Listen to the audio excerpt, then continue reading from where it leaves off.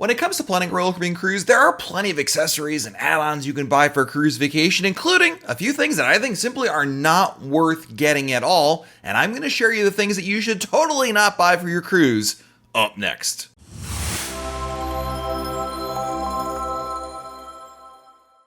Hey everyone, it's Matt from RoyalCaribbeanBlog.com, and like I said earlier, there's so many little add-ons and accessories and enhancements you can purchase for your cruise, and there's a lot of different great buying choices out there, but today I wanted to highlight a few that I think I would never buy and explain why I don't think they're worth it. After all, this is your hard-earned money, and while you can spend a little bit, maybe or a lot actually, to get some really cool things that may make your vacation better, easier, or simpler, in a lot of cases, I just don't think it's worth the money, not because the product may or may not work, but because I just think you don't need it. So I'm going to list the top things that I think you can totally skip for buying for your next cruise, starting with number 1, RFID tags for luggage. One of the big trends in tech is leveraging radio frequency identification, better known as RFID, which allows different devices to interact when in close proximity, and there's a new generation of RFID trackers that are created for luggage.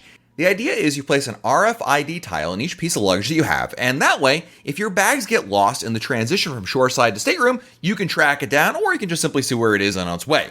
While this sounds like a really neat idea, I feel like it's ultimately unnecessary. No one wants to lose luggage, but I think the chances are very, very low of that occurring, and even when the bags get delayed, they do eventually show up, so ultimately, I just don't think it's worth spending the money on. Second up is the portable wireless hotspot. One of the most troublesome issues for families or large groups is how to communicate on board. There are a variety of ways to stay connected while on board a cruise, including some people that opt to buy a portable wireless hotspot to use your phone on board. The idea behind this device is it allows you to connect your phone to these, and the device provides a less expensive means of being able to place calls or use data wherever you go. Just like mobile hotspots, this might work well in Europe, but in the Caribbean, they're a really expensive option that works sporadically with less than stellar performance. Given the high price to get one initially, plus the then per gigabyte cost of data used, and the fact that Royal Caribbean's Wi-Fi is reasonably priced, I just don't think this product is necessary at all, and I would definitely skip buying one of these as well. The next thing I don't think you should buy on your cruise is a vacation club. This is one of these that I just simply don't understand the appeal of them, but yet every so often someone will mention to me saving money by booking cruises by buying into a vacation club. And these vacation clubs are similar to a timeshare. They're all a little different, but the basic of it is you buy into the program at an initial price, and then you pay dues for access to quote-unquote discounts on cruise vacations. Now, the saying is, if it's too good to be true, it probably is, holds true with this situation as well, because cruise pricing is pretty standard across the board.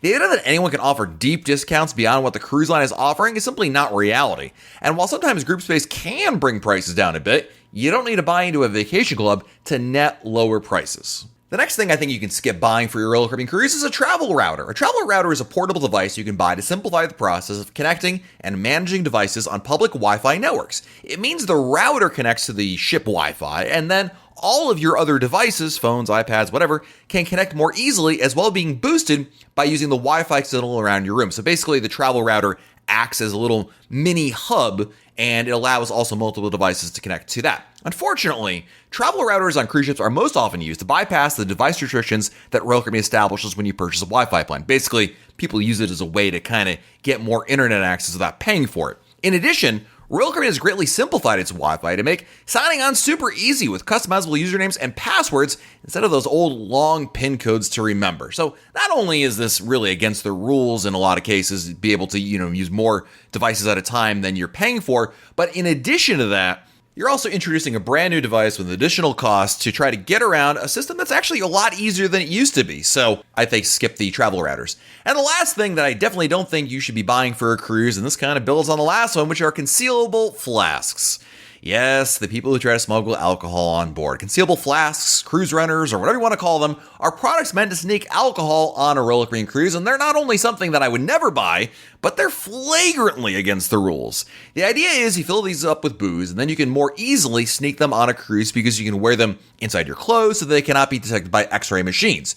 It should go without saying that these are morally wrong, and I will go one step further by saying If you can afford to book a cruise, you can afford to buy drinks or a drink package. If you want to keep costs down, take advantage of some great strategies we have at RoyalCaribbeanBlog.com for drinking on the cheap while on your cruise. But it's not basically stealing. It is stealing. Don't do it. Just pay for the drinks on board the ship and pay for drinks when you get to the various islands you're going to. But the bottom line is these are against the rules. And so, yeah, I don't think they're worth buying for your Royal Caribbean cruise. So there you go. There are top 5 things I don't think you should be buying for a cruise vacation. I just think that in a lot of cases, they're mostly a waste of money. Some are really against the rules, and others are just simply your money is better spent in other places and not worrying about these particular options they offer. You know, all of these seem to have some sort of an appeal to them and a reason why a lot of people end up buying them. I just don't think they're worth it at all. But I want to hear from you in the comments. What do you think? Do you agree with all these 5? Is there something else that you would have added to this list